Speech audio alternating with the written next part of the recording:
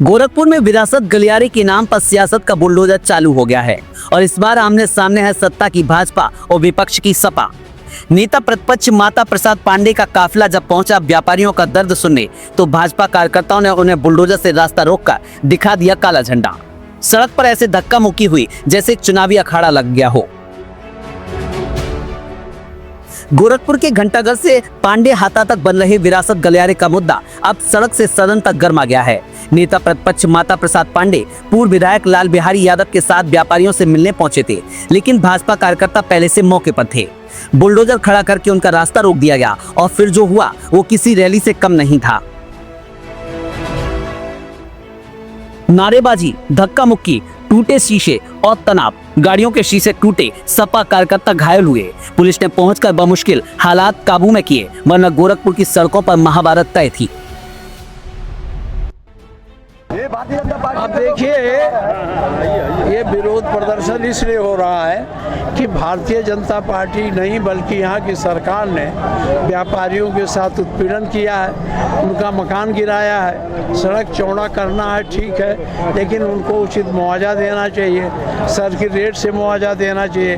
कोई मुआवजा नहीं दे रहे हैं, कोई सुविधा नहीं दे रहे हैं। ज़बरदस्ती चौड़ी के नाम पर इनका घर गिराया जा रहा है, दुकानें गिराई जा रही हैं। अगर हम लोग सब देख लेंगे तो इनकी पोल खुल जाएगी। इसलिए भारतीय जनता पार्टी के लोग अपनी कमियों को छिपाने के लिए ये रास्ता रोक रहे हैं। मुआवजा तो हम राजनीति करने नहीं आए, हम आए हैं उन लोगों को जो पीड़ित है, जो सताए गए हैं, जिनका बिना मुआवजा घर गिराया गया है, दुकानें गिराई गई, उनके दुख दर्द को समझने आए। ये तो गाड़ियों के शीशे क्या, जब दुकान तोड़ डाले तो जो गाड़ियों का शीशा को।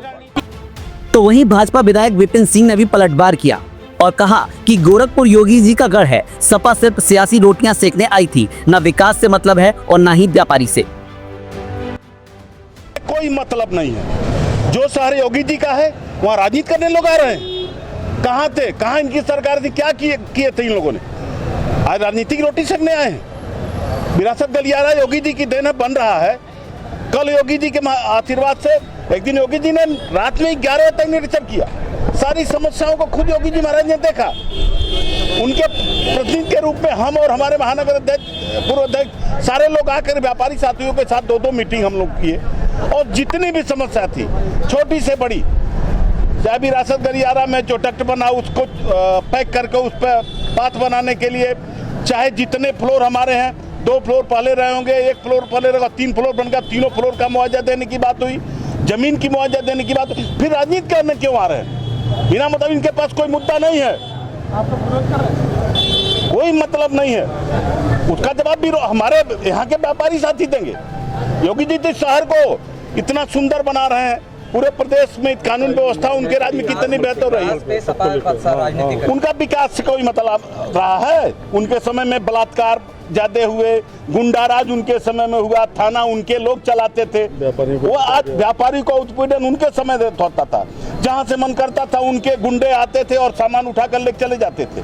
योगी जी ने जब से सत्ता संभाली है तब से पूरे प्रदेश में सारी व्यवस्था बढ़िया चल रही है। कोई मतलब है?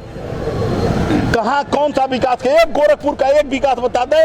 ये समाजवादी पार्टी के लोग एक काम कोई गोरखपुर में कराए, फिर आ करके ऐसी बात करेंगे। विरासत गलियारे में तोड़फोड़ हुई, लेकिन मुआवजा अब तक अधर में है। सपा कह रही है बाजार भाव पर मुआवजा दो, भाजपा कह रही है बात हो चुकी है। पर सवाल ये है, अगर सब ठीक है तो बुलडोजर लेकर रास्ता क्यों रोका गया? अब सवाल यह है कि क्या गोरखपुर का विकास सच में विरासत बचा रहा है या विपक्ष को कुचल रहा है? क्या व्यापारी मुआवजा पाएंगे या सियासत की बलि चढ़ेंगे? देखते रहिए यूपी न्यूज़ 9, सच के साथ, सवालों के साथ।